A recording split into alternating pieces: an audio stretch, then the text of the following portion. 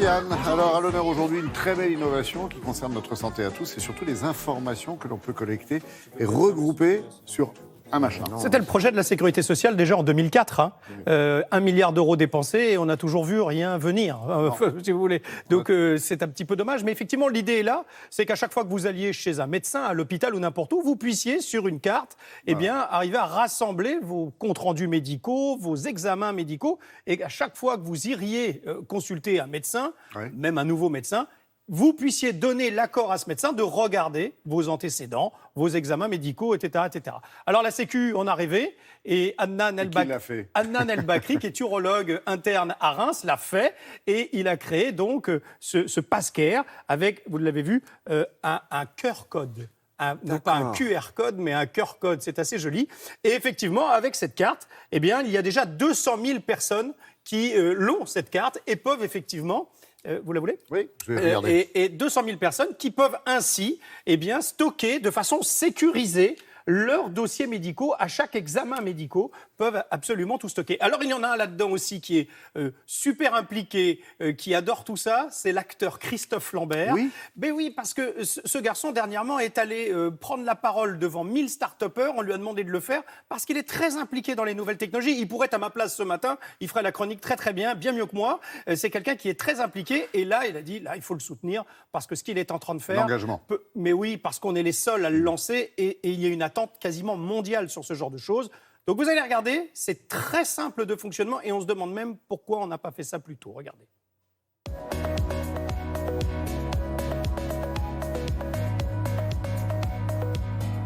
On a numérisé sur la même interface, sur la même plateforme, toute la chaîne de soins, c'est-à-dire la pharmacie retrouve sa partie, l'infirmière retrouve sa partie, le kinésithérapeute a sa partie, même le dentiste, il a sa partie numérisée. Et en fait, à chaque fois qu'on va voir un intervenant, il suffit de présenter la carte, c'est le citoyen vraiment qui a le pouvoir dans ce projet, il présente sa carte et il va repartir avec ses informations dématérialisées et surtout décentralisées, c'est-à-dire il a un parcours connecté de santé. On reçoit la carte à la maison, par courrier postal, on l'active sur la plateforme et puis ensuite, à chaque fois qu'on va voir un intervenant, si aujourd'hui par exemple j'ai une consultation avec mon médecin généraliste, au début de la consultation, je lui présente ma carte et il va pouvoir accéder à mes antécédents, à mon historique et aussi me mettre en place les informations qu'il me faut.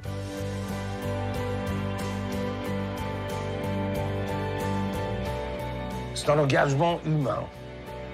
Quand Adnan m'a présenté le projet, j'ai trouvé ça d'une évidence presque infantile. Là, c'est le choix du patient de communiquer les données qu'il a envie de communiquer, qui peuvent lui sauver la vie 9 fois sur 10. Ça, c'est un projet qui m'a intéressé. La carte vitale, en fin de compte, aujourd'hui, on va à la pharmacie, vous avez la carte vitale, on va à l'hôpital, vous avez la carte vitale. C'est pour s'inscrire. Là, c'est pour moi la vraie carte vitale.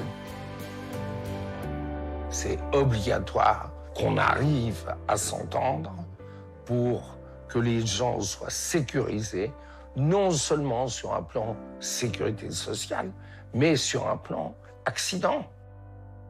La sécurité, c'est quelque chose qui est extrêmement important dans notre projet. Premièrement, nos données sont hébergées en France sur un serveur certifié par le ministère de la Santé, hautement sécurisé. Ça, c'est une obligation de toute façon. Puis on a l'autorisation de la CNIL. Ça, c'est une deuxième chose. Et puis on respecte la loi et la réglementation française et européenne. On est conforme. Ce qui pourra peut-être sauver le monde, c'est la motivation de gens comme ça. C'est l'amour de l'être humain. Et Adnan, il a ça, le rêve, mais le rêve qui devient une réalité. Bon, j'ai 2 questions, Yann. Pour ceux qui voyagent, ça peut être très utile. Est-ce que c'est lisible à l'étranger ? La deuxième question, c'est est-ce qu'on peut mettre toute une famille sur la même carte ? Oui, on peut aller jusqu'à 6 personnes, comme une carte vitale. Ah oui. Et à l'étranger, l'idée, c'est même que les pays émergents ne passent pas par la carte vitale, qu'ils passent directement par cette carte-là.